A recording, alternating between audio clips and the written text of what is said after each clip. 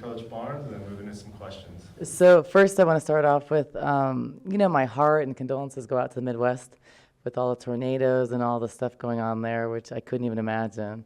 It's very sad, and just hearts go out to just people that lost a lot of stuff, and I know some lives were lost, so really touched by that, and just all my prayers and thoughts go out to that.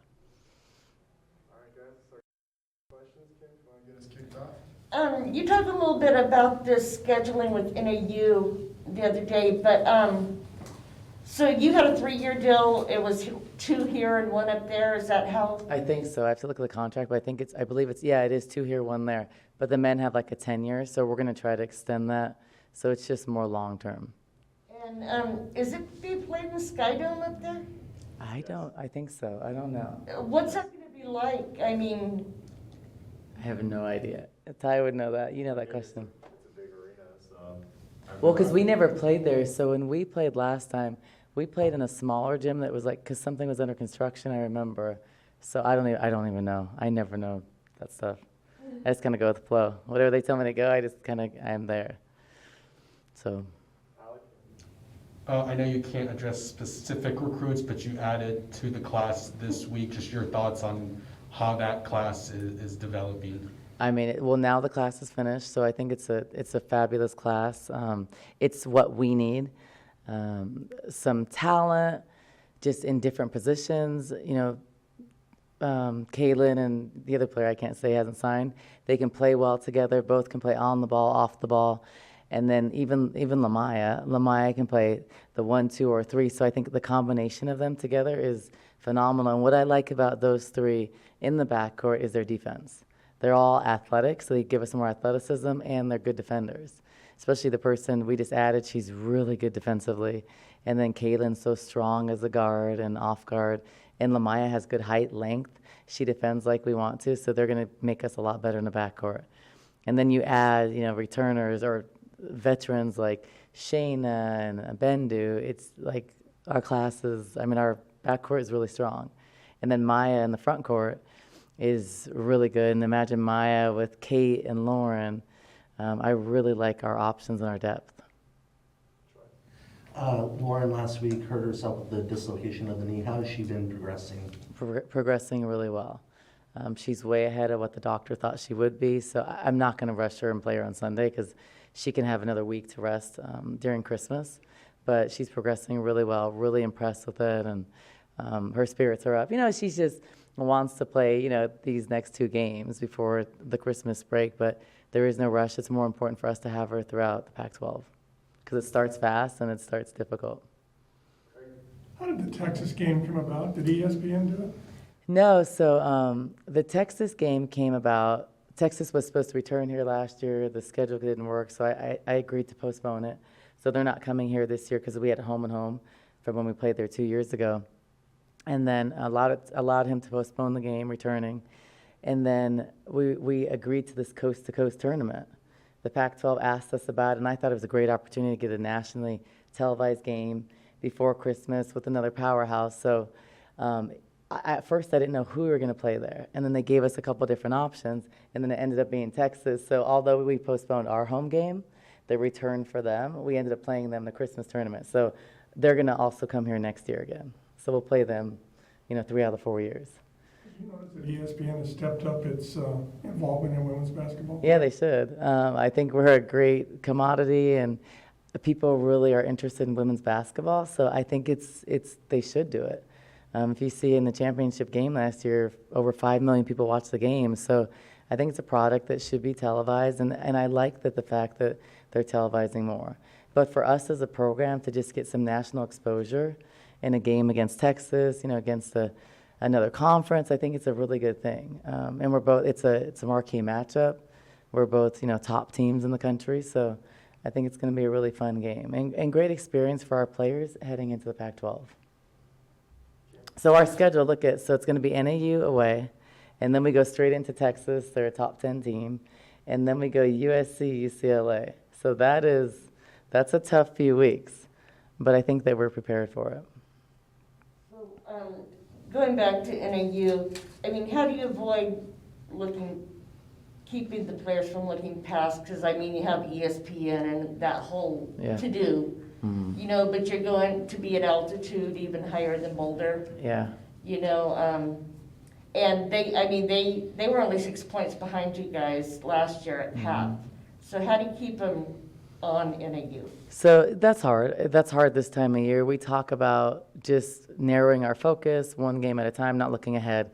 And what I remind the team is look all around the country. Everybody's looking ahead and past people, and that's why they're getting upset.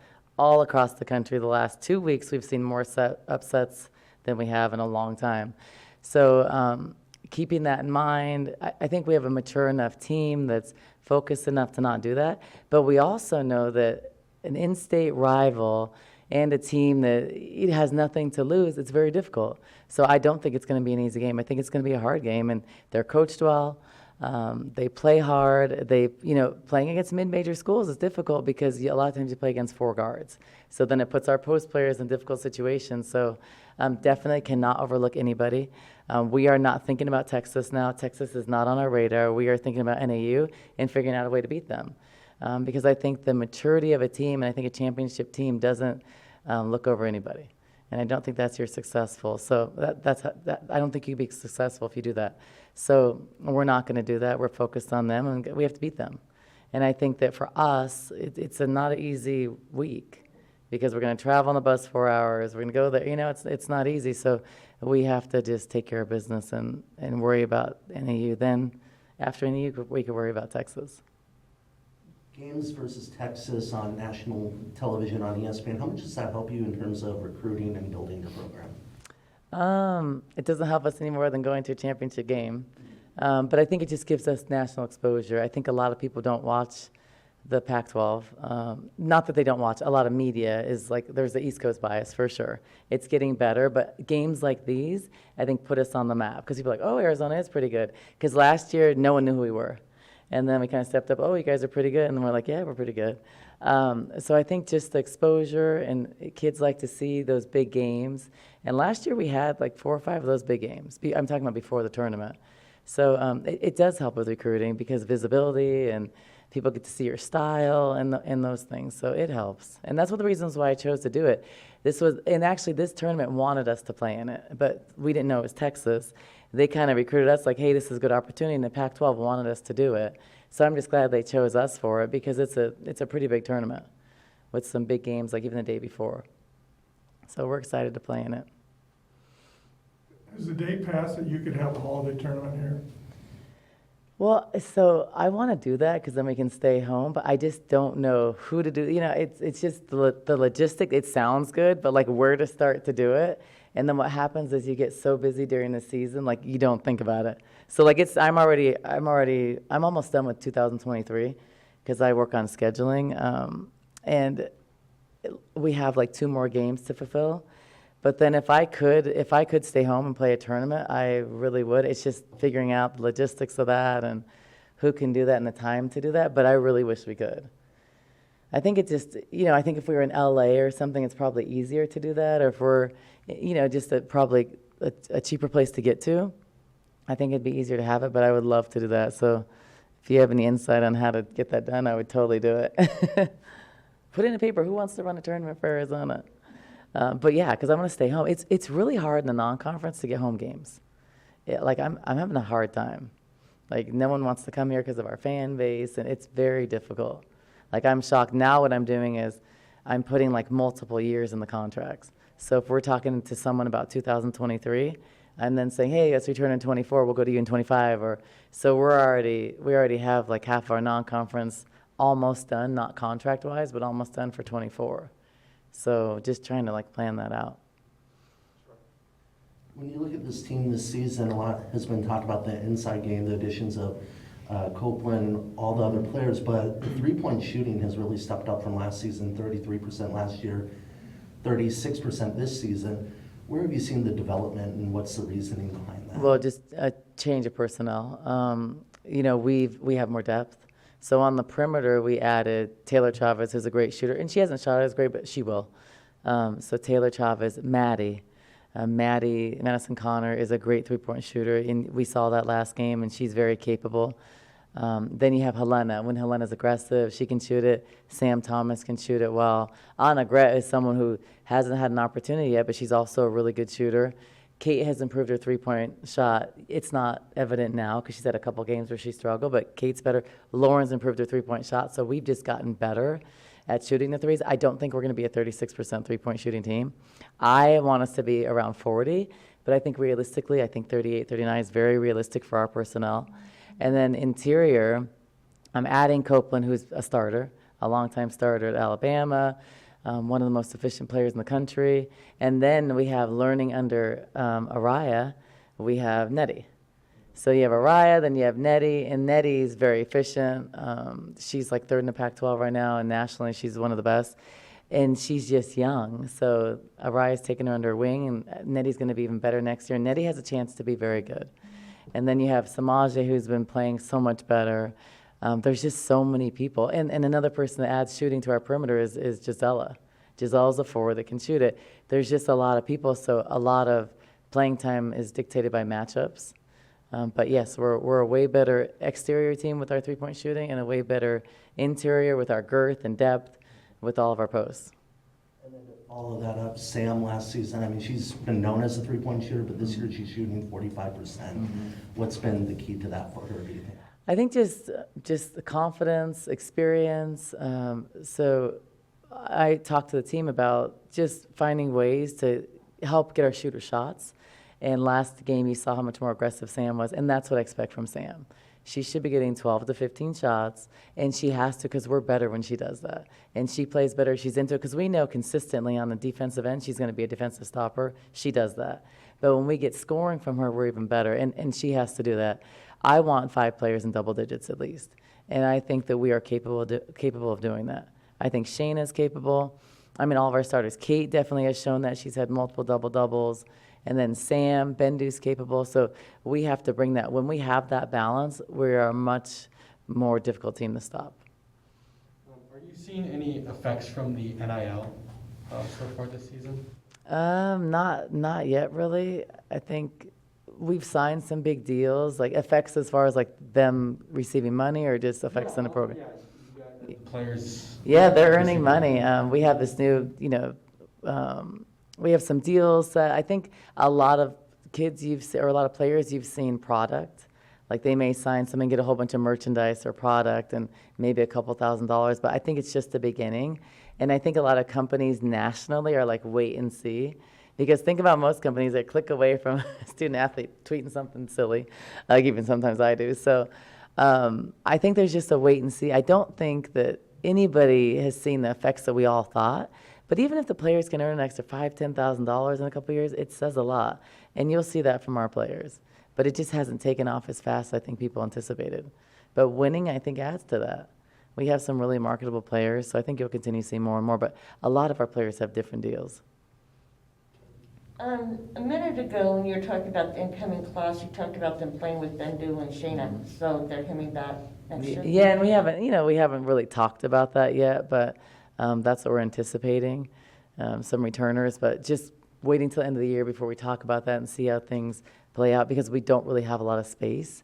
So now that we're finished with our 22, then we can start to see how the roster shapes out because we have a lot of people. Right now we have 15 players and it's a lot. Like when I look at my bench, when I want to see someone, it's like way down. It's just weird.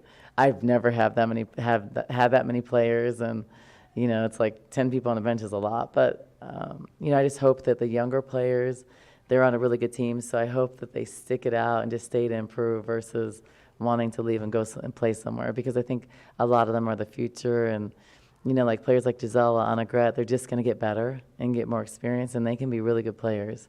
So I hope that our younger players stick it out. There's been a lot of talk this year about Shayna being able to develop her shot, and we've seen that in games.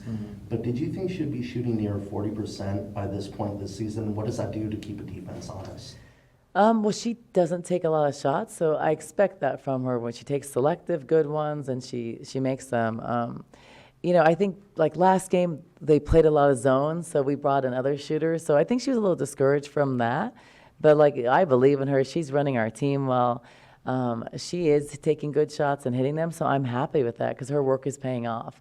But she worked really hard on it, so it's good to see. I think she'll stay around that because she's not taking a high volume. So I'm proud of her because I think she's really hard to stop if she is consistent with her mid-range game and can hit a 1-2-step three-point shot. And she's capable, so I'm happy. I'm happy that her hard work is paying off.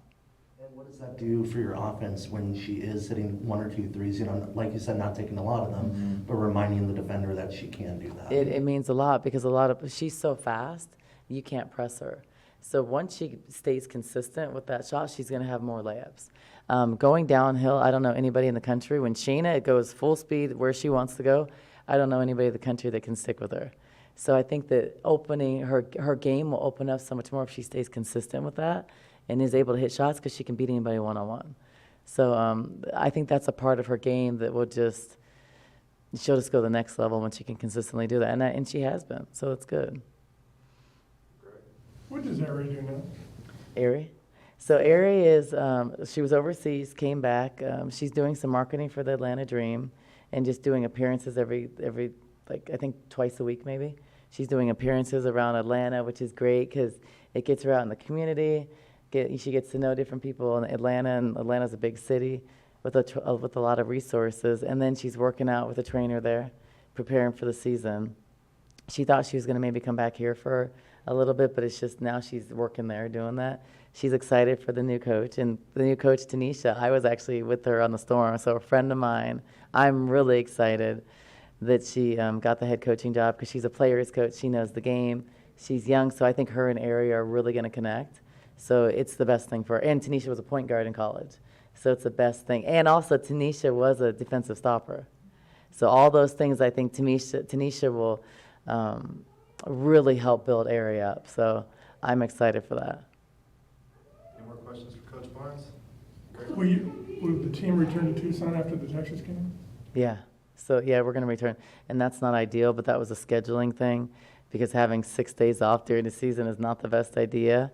So we'll play leave Thursday, play Friday, leave after the game on Friday to Vegas, play Sunday, come home, come back here for 2 days, and then they'll leave after that, and they'll take off from the 23rd. So that's not ideal. Ideally, I want a game on the 22nd or 23rd. And next year is different because our game will be on the 21st, but we start on the 29th. So they'll come back here probably Christmas night or the 26th. Any more questions for Coach Barnes? Thank you, Coach. Okay, thanks, Back to guys. Sam Thomas, director. Thank you. Greg, welcome.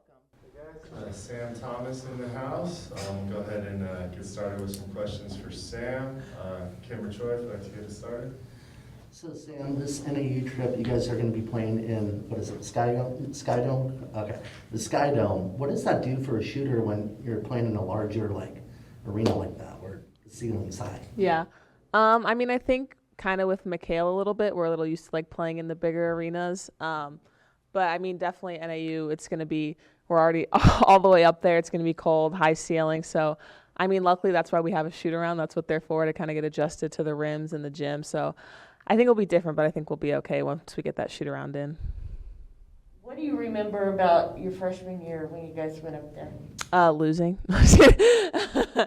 I remember it was a tough game for us. I mean, freshman year was tough in general, but I just remember going up there. It was freezing. They had their student section filled. They wanted to beat us really badly, and they did. So definitely want to come back. We beat them since then, but I want to beat them at NAU this time.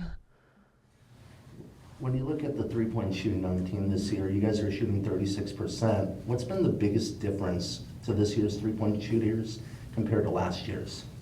I just think we have more designated three-point shooters. You can call them snipers, I guess, if you could. We definitely have people that they're shooters. That's their job. That's what they do. Obviously, they can do more like Pueo and Taylor, and Maddie.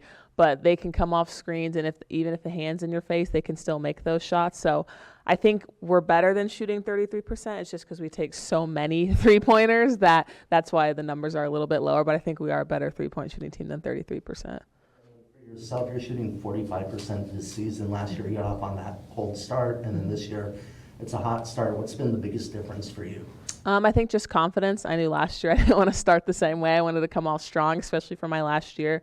So just been practicing, with Savo, working on my form, getting consistent.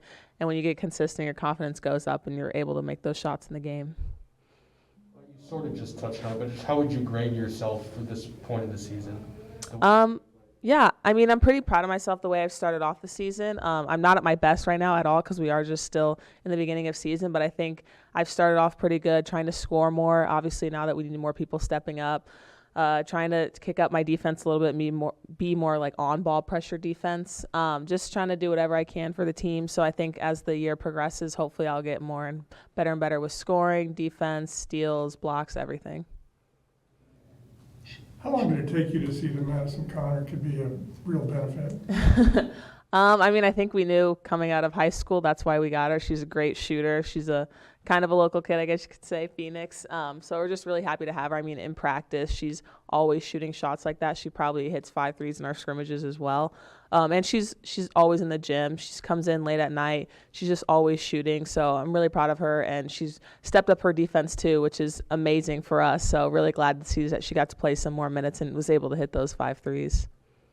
Offseason, Shayna's been working on her shot. Adia's talked about that nonstop, and now she's shooting 38% from the three. What have you seen from her as she's developed her three-point shot and her scoring in general? Yeah, I think before her mindset would be, obviously, like either don't shoot or drive to the basket to get the open shots when teams are like playing off of her.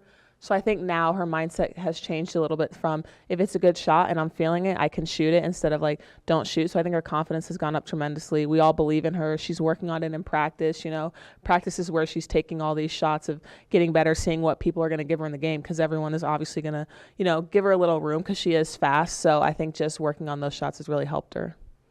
Mentioned that she's not taking a high volume of threes, but she's making the ones she is taking. What does that do for your offense when she's making those 3 points? Yeah, it's a lot, and I think especially the ones that she's making, it's when we've had ball movement. We're 20 seconds into the shot clock. We made a great extra pass, and then Shayna's the last one to touch the ball, so she's wide open. So I think it's great to just move the defense, and then when Shayna's hitting those open threes, it's when everything's flowing really nicely. So I think that means a lot because it gets obviously our defense kicked up once Shayna hits a three because we all get so excited for her. So I think it's just really good. So you've got this weekend and then the Pac-12 tournament to play in Vegas again. What's that like? What's that mean to you to play at home?